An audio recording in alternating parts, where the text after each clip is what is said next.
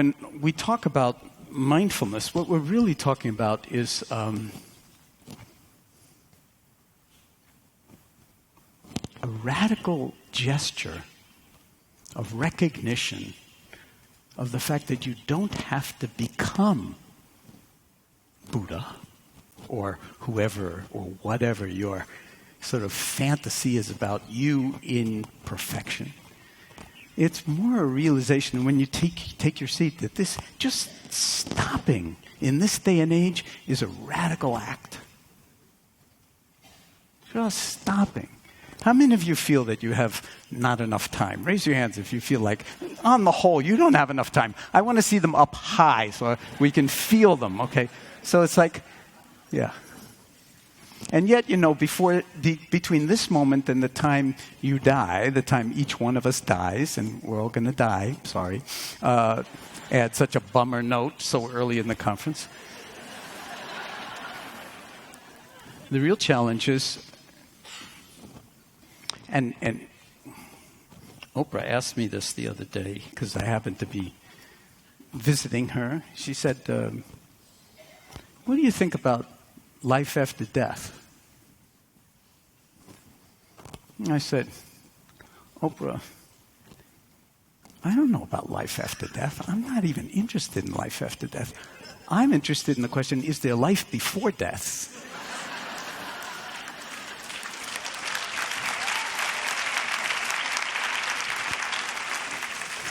And it really is a challenge. So let's say formal meditation. And let me just say, in case I don't get to it, because I'm going to get yanked off the stage at a certain moment because of all the logistics. So let me just say it right now.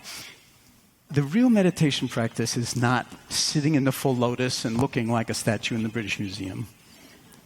The real meditation practice is how we live our lives in the only moment we ever have, which is this one. So it's whatever is happening, in wherever you find yourself. How are you going to be in relationship to it? And because you're all therapists, I thought, that's why I said yes to you. Because when people ask me nowadays, what is mindfulness? I have come up with a one-word answer that really, at least in my experience, seems to be the best place to start. And that is, it's relationality. It's relationality.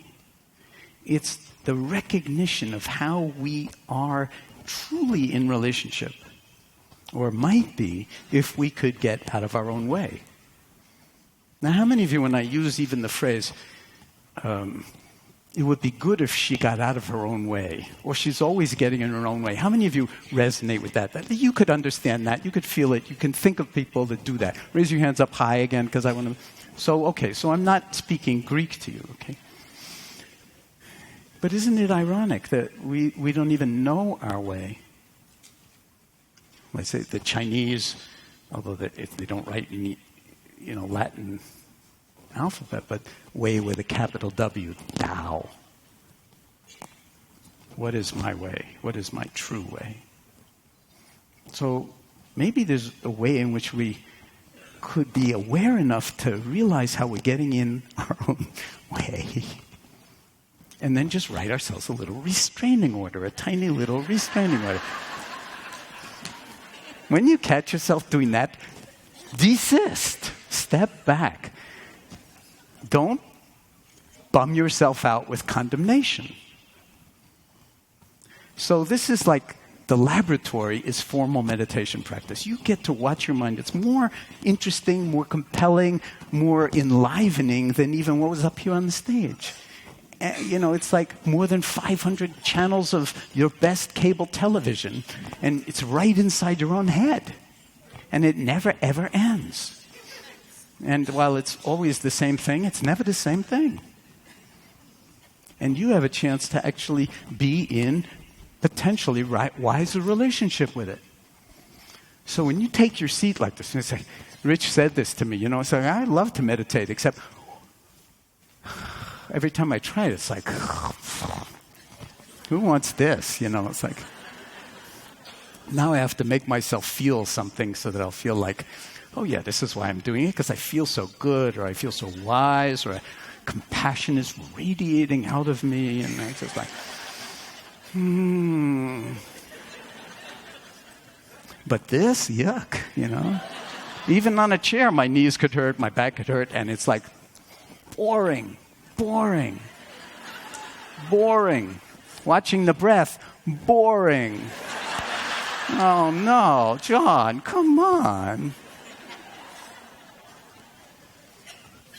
So I like to say to people in that situation, just parenthetically, if you think the breath is really boring, take one thumb, this is a yogic manipulation, push it over one nostril, put your index finger on the bridge of your nose, squeeze the other middle finger against your other nostril, keep your lips firmly pressed together, and see just how long it takes before the only thing you care about in the entire universe is the next in-breath.